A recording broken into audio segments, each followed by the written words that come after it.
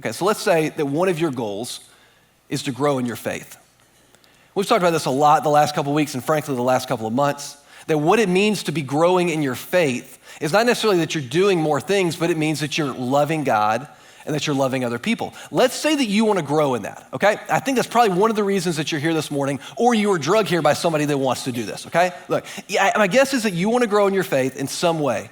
I have asked dozens of people in dozens of situations over the last 15 years or so, what are the handful of things that you have seen grow your faith or the faith of somebody else? I've asked dozens of people this question, and it always comes back with a group to the same 5 things. Always. If I'm in a group of more than 6 or so people, they're going to land on these 5 things. The Bible. When I read it, it helps me to grow in my faith. Prayer. When I'm praying, it helps me to grow in my faith.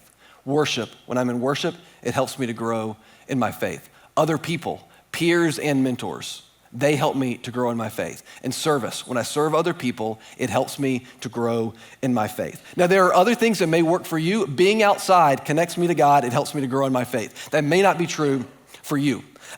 Some other people have different things. Andrew, who was up here a minute ago, Andrew, for him, it's liturgical dance, okay? When he participates in liturgical dance, it helps him to grow in his faith. Me, it's embarrassing, it's kind of weird, I don't really like it, right? Some things work for some people, some things work for other people, okay? But these 5 things seem to be something that God uses to draw people nearer to him. We won't go through all these. These are going to be different for different people. But look, these 5 things. I'm not going to encourage you this week to go after all of these things. But what about this top one? What does it look like to start a habit of reading the Bible regularly? This morning, that's really all that I want to encourage you to do, is to develop a habit of reading the Bible regularly. We talk a lot of times about the first 15. The first 15 is your first 15 minutes in the morning before you get on social media, before you turn on the news, if you got kids, before your kids get up. Your first 15 minutes just reading a bit of scripture and reflecting on it. And here's the thing, I don't know why this happened, but it tends to change people's lives. It tends to change my life and it tends to change other people's lives. I don't quite understand it, but when we spend time, especially early in the morning, reading the Bible and reflecting on it, it just seems to make an impact. You know this, how do you actually do this? I want to give you just one bit of advice this morning about how to start a habit. Just one bit of advice.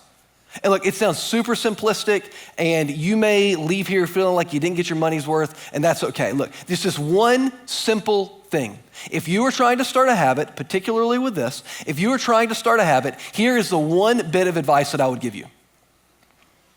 Make it easy on yourself to start.